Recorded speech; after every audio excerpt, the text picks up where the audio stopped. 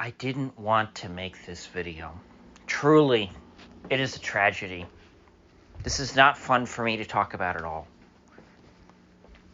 And it shouldn't be fun for any of you either. Don't you dare laugh. There's nothing funny about making the long-awaited sequel to my late 2021 video, Cultivating Erotic Energy from a Surprising Source. But this time with a brand new protagonist. Gone is the infamous cuck, one Jack Murphy, better known as John Goldman. And in his place, everyone's favorite small-town lawyer, the, 6'6" cuckboy himself, Nick Rekieta.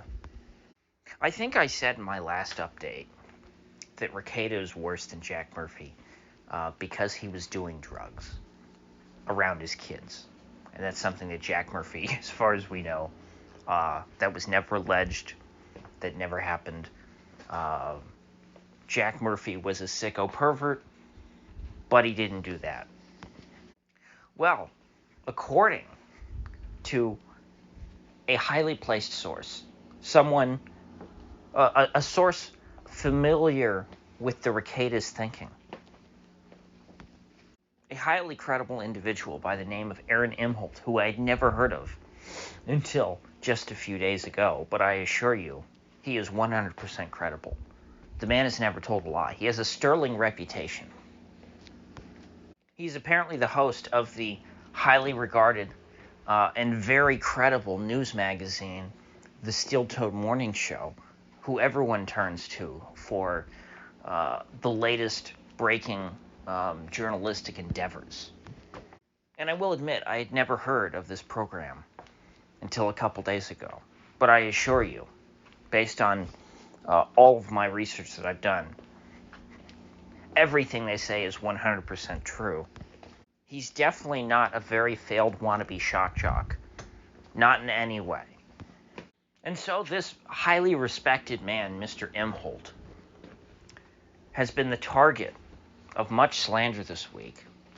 People saying that he was a cuck who got cucked by a junkie, Nick Rekieta. How bad do you have to be that your wife leaves you for a junkie just to be his side piece? A junkie who was married with kids. It's a fair question, after all. And so Mr. Imholte felt compelled to go where else but the Kino Casino to defend his honor as a man, as a husband, and as a bull. Because it turns out that Mr. Rekieta wasn't just banging Aaron's wife. No, it went both ways. It was a full-on wife swap. This was a pair of swinging couples. Not only did they share a hot tub, not only did they share beds at different times, but they also shared their wives with one another. It's a bond between men that only the sickest and most disgusting, pathetic life forms on this planet can relate to. And so it turns out, in Mr. Imholte's version of events, and keep in mind, Nick, to my knowledge, has not denied any of this. Aaron claims that Mr. Rekieta not only let him sleep with his wife in his bed, he did this while Rekieta was streaming, trying to earn pennies, begging for super chats, getting absolutely sloshed, and I guess we know now, getting high, doing lines of coke during his bathroom breaks. Over the course of their friendship while that was going on, oftentimes, apparently upwards of 4 to 5 times a week, as we all know, Nick streamed quite a bit, Aaron would be upstairs.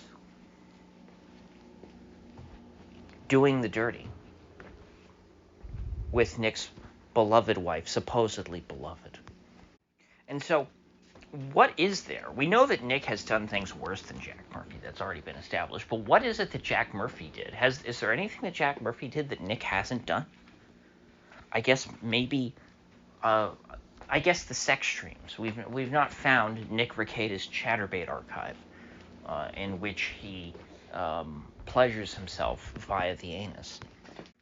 The closest thing we've found in that regard is the Baldo, and I don't even want to talk about the Baldo. I don't fully understand what it is, and I don't want to. I'm afraid to do any research on the Baldo.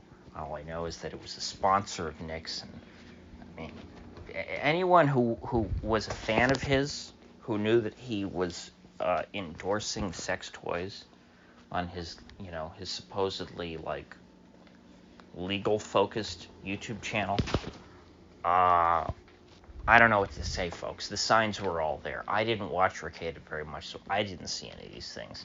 I watched him during trials when he was, acting, somewhat more serious.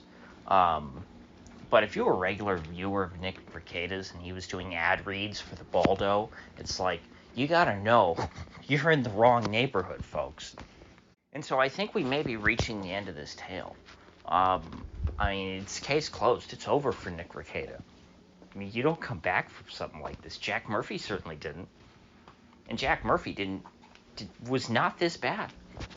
He has done just about everything Jack Murphy did. And more, much worse. Jack Murphy never did anything criminal. Jack Murphy was never accused of endangering his children. Jack Murphy wasn't bringing strange men into his home to bang the mother of his wife, or, the mother of his children. No. I mean, Jack Murphy did all that weird cuck stuff with his second wife, okay, with his young trophy wife who, he got after his divorce, okay, which that's not a good thing. It's not admirable. It's disgusting what Jack Murphy did. He's a pathetic, horrible man, but he is at least 3 times the man that Nick Rekieta is. If I was walking down the street and I saw Nick Rekieta on my side of the street, and I saw Jack Murphy on the other side of the street, both walking towards me, and I had to cross the street or stay put and end up having to walk past one of the two, I would definitely cross the street to avoid Nick Rekieta and run into Jack Murphy. I'd be much less concerned about that encounter. With Nick Rekieta, who knows? I mean, it could be anything. It could range from, him stopping me in the street just as a random male with a pulse, asking me to sleep with his wife, all the way to him trying to shake me down and rob me for coke money. And as we know, Mr. Rekieta was armed, and so he could use deadly force if I resisted.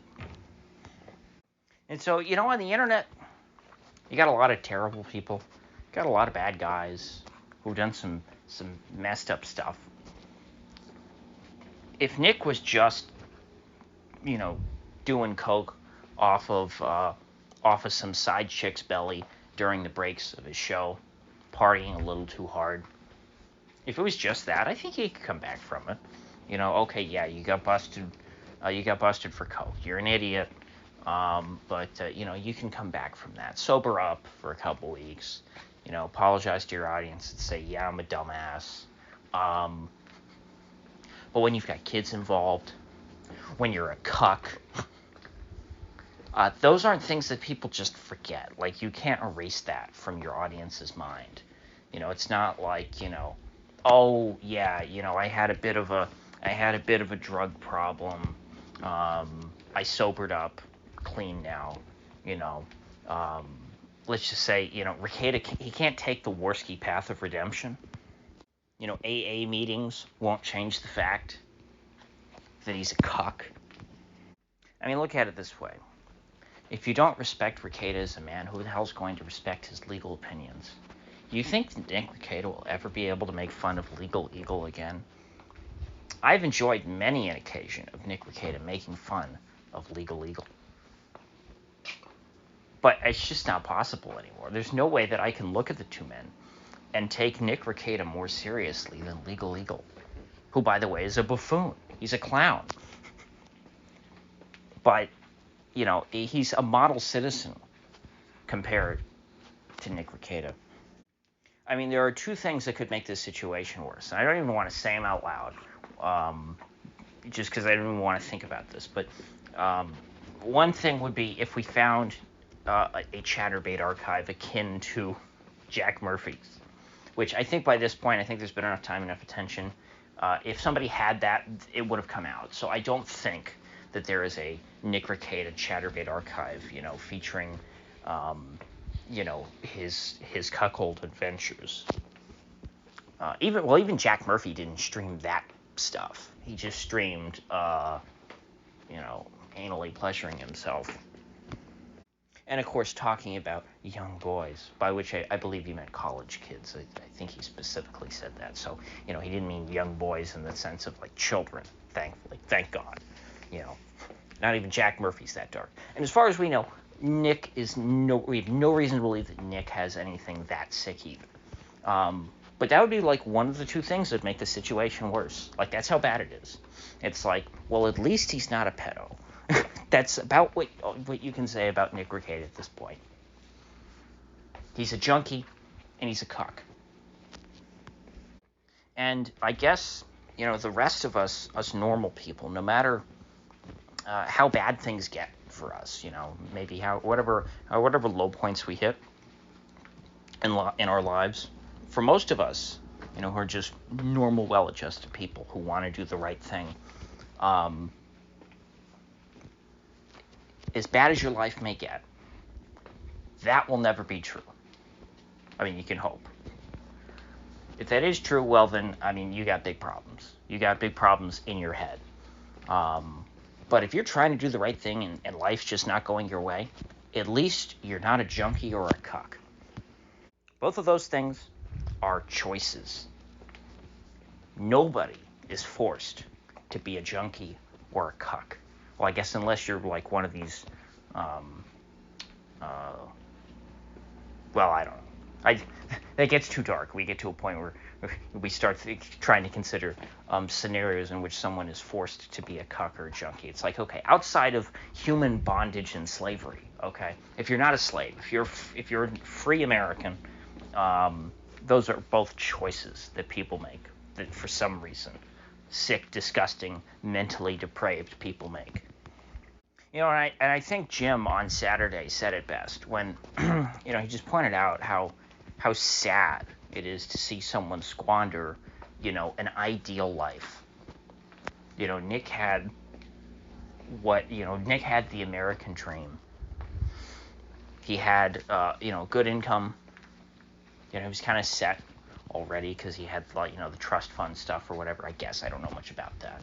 And I don't shame anyone for inheriting wealth, by the way. I think that's a great thing. Like, my dream would be to make lots of money and be able to pass it down to my kids so that not that they have, a super easy life, but so that they have a bigger head start. I want, and then I would hope that my kids, rather than squandering money that I made in my lifetime, whatever little money I'm able to save and pass on to them, I hope they quadruple it and, our family gets richer and richer and richer because, intergenerational wealth, that's kind of a big deal, okay? If you can achieve that. I think everyone would like intergenerational wealth. A lot of us, like to shit on trust fund babies, because they end up being useless. But I think if any of us, like what I'm saying right now, we would love to be born into that position. And we'd say, well, we wouldn't screw it up. If I never had to worry about money and, had a wife and 5 kids, you go like, you've got it made at that point. Who's going to screw that up? That's everything that you work for in life. And that was Jim's point. It's like, how do you throw that all away? And those are the questions that Nick's locals members, that his, his subscribers are going to have to ask him, that he's going to have to answer if he wants their trust back. You know, the people who watched him every night. And I just don't think he's going to have an answer that would satisfy, a normal person. So with that said, I will see you folks back here in the next one.